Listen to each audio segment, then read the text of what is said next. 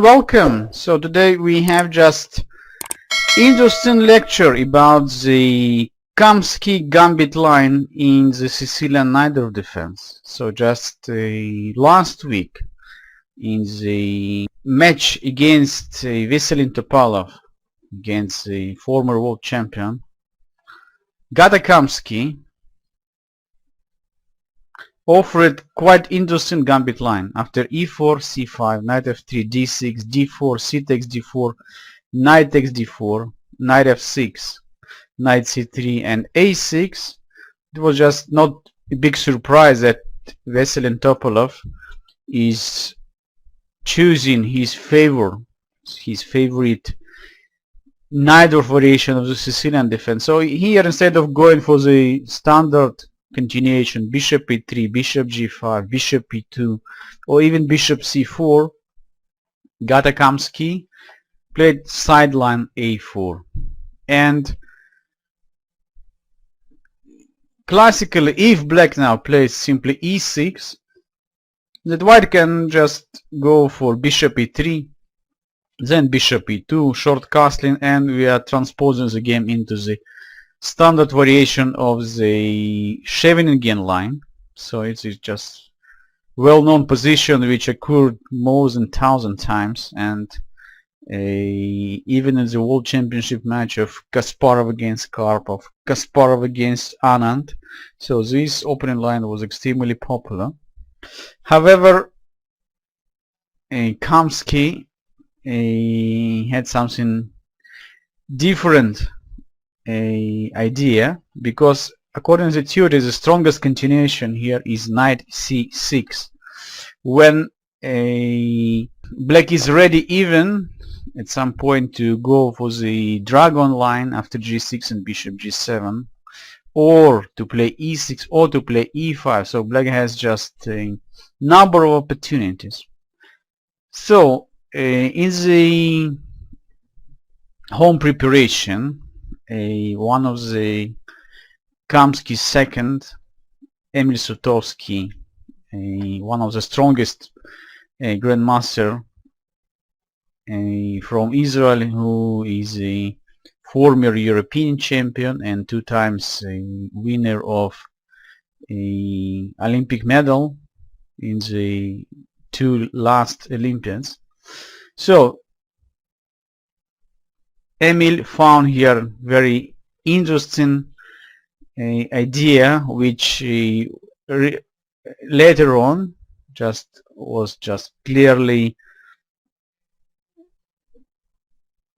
Kamsky's team deeply analyzed. So this is idea a4, a5, and this is a move which Kamsky used in his first game of the match against Sicilian Topalov, which just finished a week ago.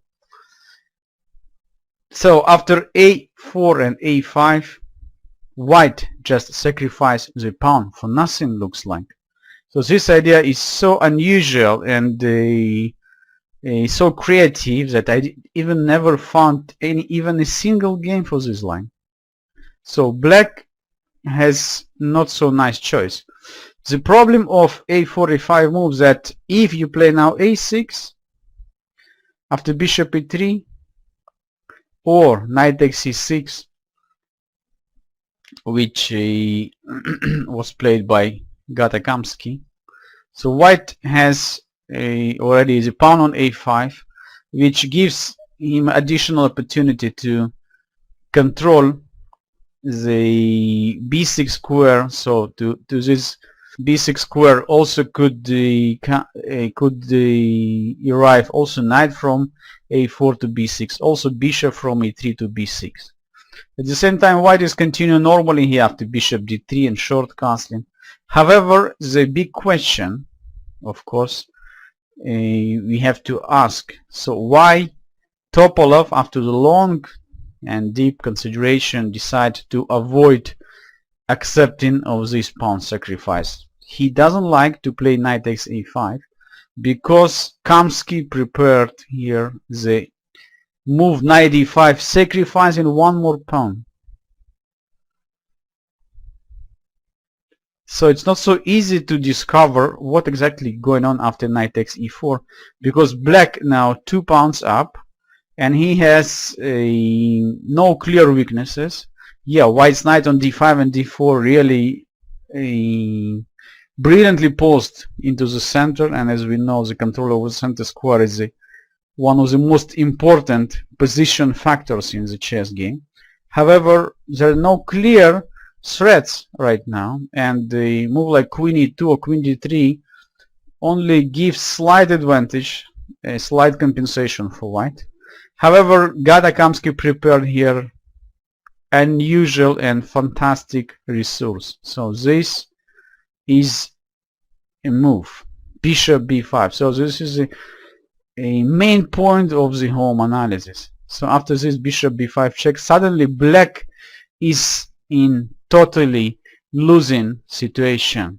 So the simple line we could test after bishop d7 and bishop takes d7.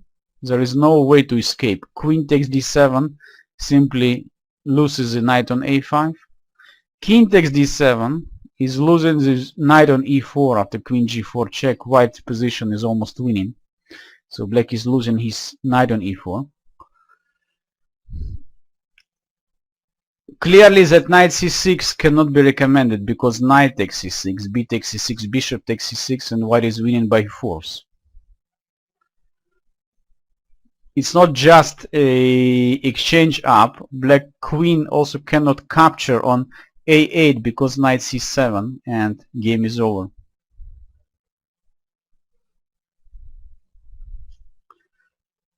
So with no better choice, black has to accept this sacrifice, and knight takes b5.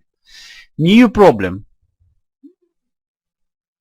The black's position is extremely cramped, and white is intending just to play knight c7, which knight you can decide later, knight b to c7 or knight d to c7, check, and then knight takes a8, so capturing the rook.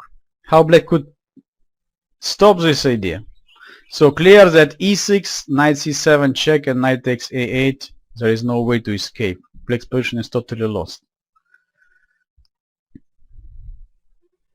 King d7 clearly cannot be the solution for the problem, since white again plays queen g4.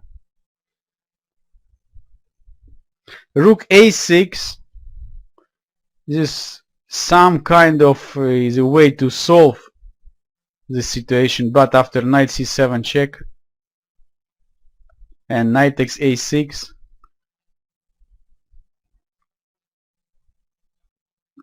so white again could play queen g4, and black is having very bad position. So white is winning almost everywhere. So knight takes e4 clearly cannot be recommended. So this idea of sacrificing the pawn on e4, I studied already at a very young age, when being just with the 10 or 11 years old. So later on I will show you the other ideas when white is sacrificing the pawn on e4 for developing the strong initiative against the black's king. However, let's back to this position and try to analyze what exactly Kamsky prepared for the knight d5. So let's say what happened if black is not accepting the sacrifice and playing move like knight c6. Clearly that white could play just bishop e3, intending knight takes c6, intending bishop b6, intending also knight after knight takes d5, e takes d5, knight takes d4, and queen takes d4. Look at that. Even here it's so difficult for black to escape from the troubles. So the next move, we just develop the light square bishops and short castling. For black is still not so easy to solve all the problems.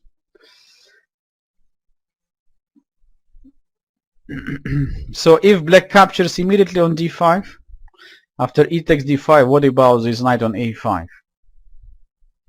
So white is just simply threatening to attack after b4 and to win this knight.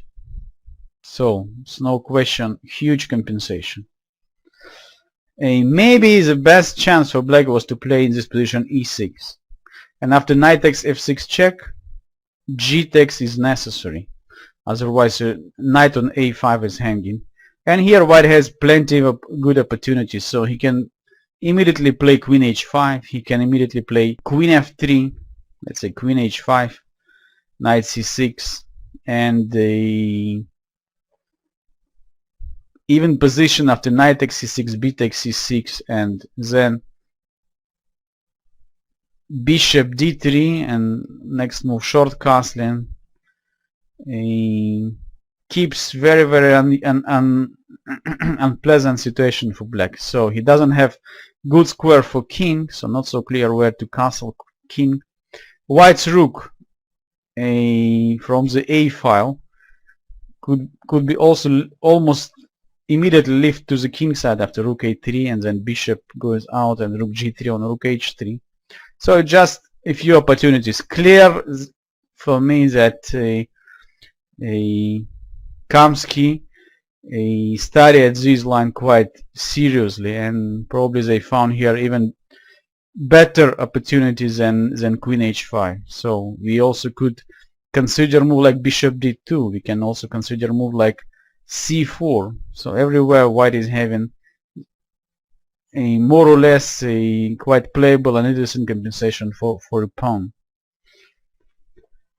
Okay, let's back to the game. I would like just to go quite fast what exactly happened. So after Topalov decided to avoid all these sharp variations, so he played just simply e6, and I would say that from the practical point of view it's probably the best decision. So what's the point to check the home analysis of your opponent who prepared this line for many hours when you have just only maybe 10 or 20 minutes just to consider serious thinking in such a situation. So that's why on the grandmaster level we usually say this is very interesting novelty, but it leads only to the slight advantage for white after black decided not to accept the sacrifice and not to accept the gambit line. But after knight takes c6, b takes c6, and bishop d3, so black already could try to play for the center after d5, but in such position after short castling, bishop e7 and queen e2, white always slightly better. So let's back to the original game. Black answered bishop e7, short castling, and instead of d5, Kamsky decided to play c5. Bishop f4, queen c7, queen e2, and the threat e4, e5 is extremely unpleasant.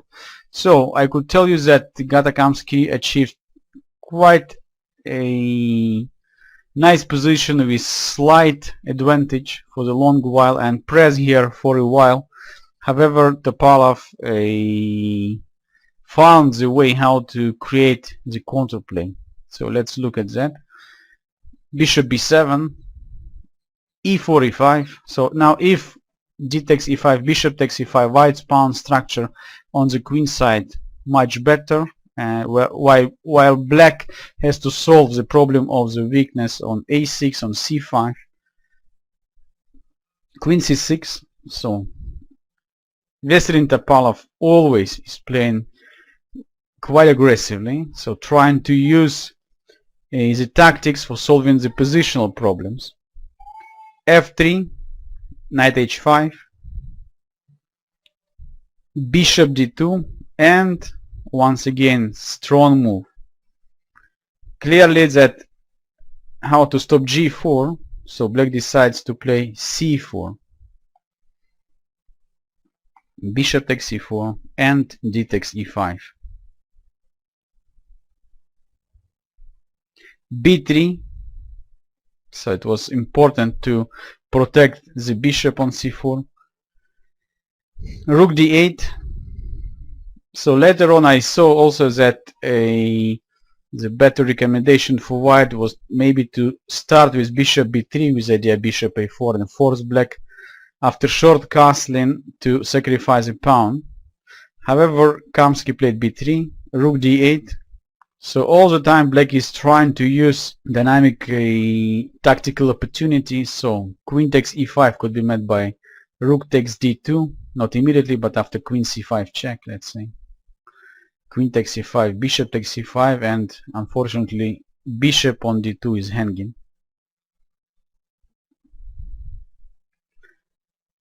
So Kamsky played rook a to d1, queen c5 check, king h1, knight f4 and knight a4. Knight takes e2, knight takes c5, bishop takes c5, bishop takes e2, king e7. So this endgame is very interesting. Black is having pawns majority in the center and on the king side. White is having 2 extra pawns and clear pawns majority on the queen side. So white could try starting here with c3 and then b4. However, Kamsky decides that b4 is also quite nice a way to push the pawns forward and trying to create very fast the passer on the queen side. However, very typical move. Rook takes d2. For black, important to destroy the pawn structure. So for that price, we are ready even to sacrifice the exchange. Rook takes d2. Bishop takes b4. Rook d3 and bishop d5. So objectively, this position is slightly better for white. However, without much troubles, Vesely and Topalov achieved the draw result. So after rook b1, bishop takes a5, rook a3, bishop d2, rook takes a6. So maybe c4 was slightly better because now black turn to play rook c8, rook a7 check, king f6, bishop d3. So from here it's not so clear who is playing for win. Bishop e3, rook a4 and h5. So black is ready to move these pawns on the king side after g5, king g7, f5 and then g4. White could find himself in the troubles. Bishop e4 unfortunately doesn't work because white is losing this pawn on c2. Rook a to b4, rook c3, very important blocking move. So now the c pawn cannot be moved anymore. h4, g6, king h2, king g7, rook a4, f5. So from the black's point of view, I already prefer the black's position. So the bishops are controlling the 7th rank, so white cannot create any mating threats against the black's king. So black's king is ready to go to f6 and then to push g5 and then to play maybe h4. So white's rooks are extremely passive. That's why Kamsky is starting to play more actively. Rook e1, bishop c5,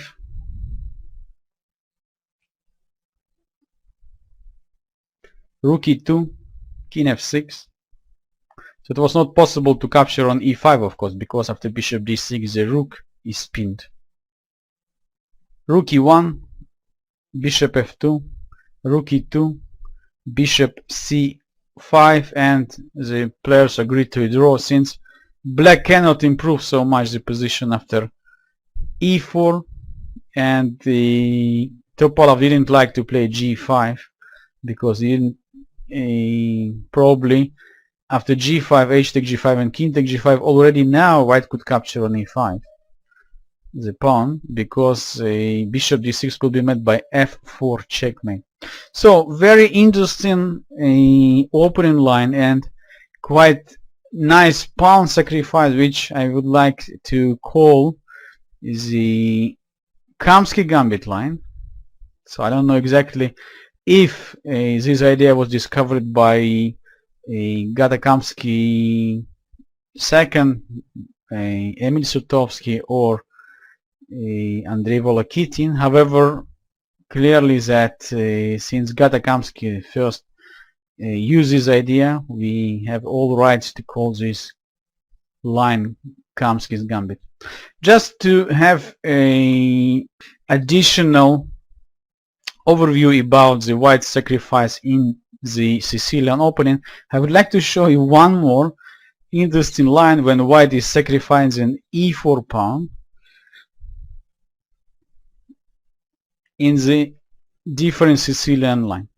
e4, c5, knight f3, d6, d4, c takes d4, knight takes d4, knight f6. So here, when I was quite a young player, my coach showed me interesting variation. So instead of playing knight c3, white could immediately try playing bishop b5 check, and after bishop d7 to play short castling, sacrificing the pawn on e4.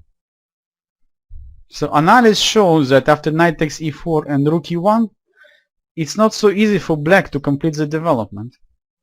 The main point of the sacrifice that after knight f6 and bishop g5 is still black is having a lot of problems how to complete his pieces development. So white is intending to play knight c3 and knight e5. He is also intending to play bishop takes f6. In some variations, white even could find the way how to create quite strong threats. Let's say move like a6, bishop takes d7, knight bd7, knight f5 just definitely cannot be recommended for black. The d6 pawn just cannot be protected anymore, and white is gaining the material back, keeping quite clear positional advantage. So after knight takes d6 or queen takes d6. When I start to play this line with white, won a few nice games. One of the games continue here, knight bd7, and after short castling, one of my opponent decided to capture this pawn on e4. Rook e1, and again after knight f6 and knight f5, he found himself in very difficult situation. So in some other line, instead of playing knight takes e4 immediately, g6 was played, and here white clearly could play knight c3. However, why not to play one more move, c4? Knight takes e4 only now, rook e1, knight f6,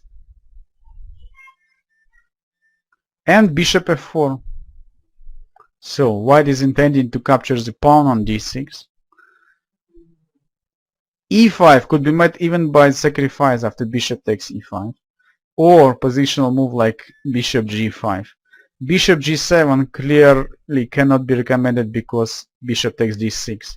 My opponent played a6, and this was a very serious mistake.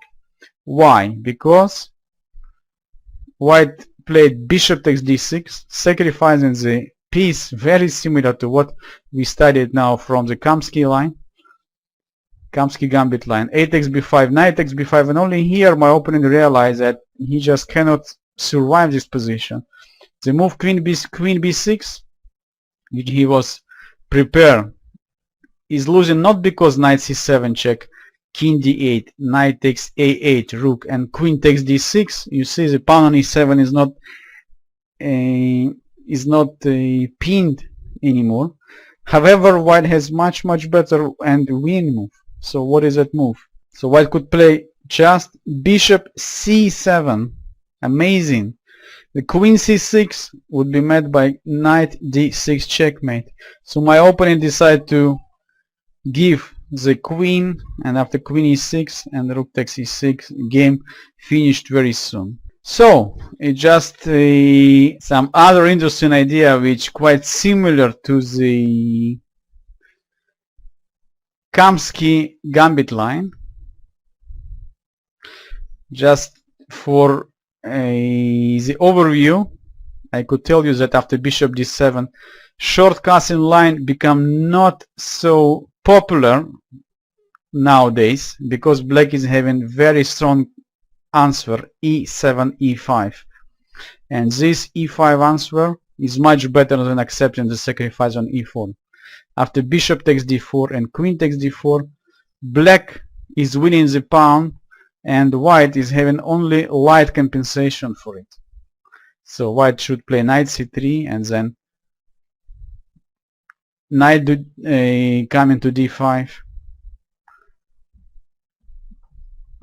However, pawn is a pawn, so in this position clearly that we have much less compensation than in the line which we analyzed from the Kamsky Gambit variation.